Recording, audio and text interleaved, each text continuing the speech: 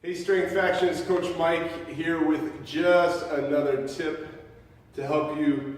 Today we're going to talk about rack pulls. We saw a couple videos on the forum this week and a couple questions, so I thought I'd address them and get you guys on the right track here. So first off, let's start at the feet. You never really want to wear an elevated heel, right? So running shoes, anything cushy. You want as flat foot as possible, right? So I usually go barefoot or I wear wrestling shoes.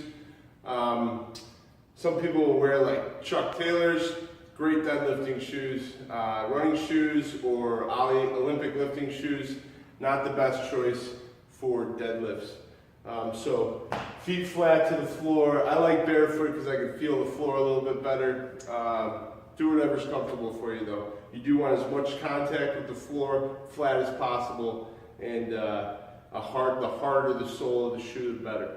So that's shoes.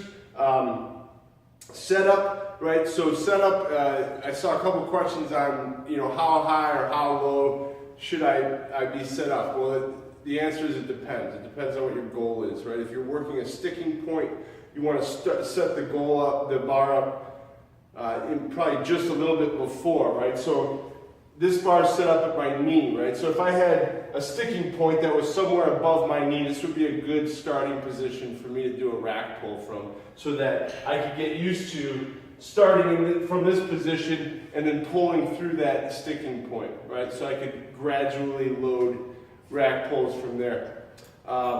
You could start lower than that. You could start mid-shin. You could start higher than that. You could start above the knee.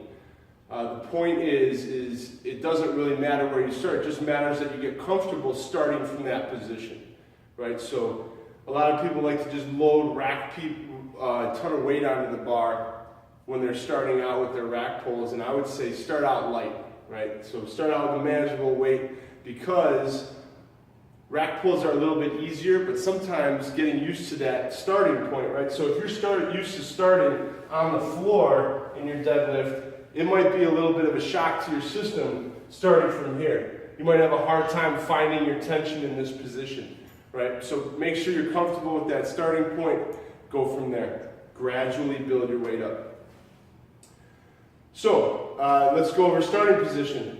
All the same cues as you want in the starting from the floor, right? So we want our shoulders over the bar, we want locked out arms, we want our back fired up pretty good, and we want to have as much tension in our body as we can to start off, right? So it's real easy if this bar is starting higher to get out over the bar, in front of the bar, right? We don't necessarily want to be there. We want to be there where we would be in that travel point in the groove of our regular deadlift, right? So if I'm starting here, I'm going to make sure that I'm over the bar with my shoulders. I don't want to be in front of the bar here. I want to be over the bar with my shoulders, breaking the bar, getting my lats fired up, not my rhomboids. I'm not talking about scapular retraction here. I'm talking about just getting my lats fired up, breaking the bar, as much tension as I can, finish through.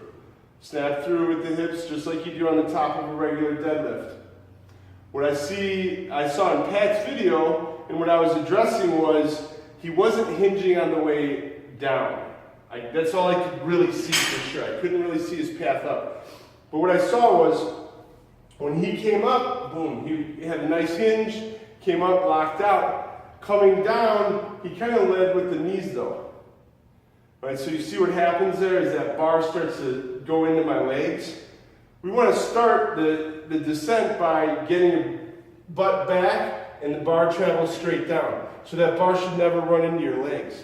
If your bar is riding down your legs, or if you're contacting your knees on the way down, you're not getting a true hip hinge on the way down, right? So, starting position, break the bar, tension, snap up. Make sure when you're coming down, the hips go straight back, and we're straight down. A good drill for this is if I were to set up foam rollers, stand them long ways on either side of my bar. If I were to just groove my hinge or groove this movement, that bar travels straight up and down. not straight up and then ease back down that way, right? So if you knock any of those foam rollers over, you know that you're not having a nice straight bar path. Your hinge is probably off, so you might want to spend some time grooving that movement. Comment with questions, concerns, practice, and we will see you next week. Johnny, one time.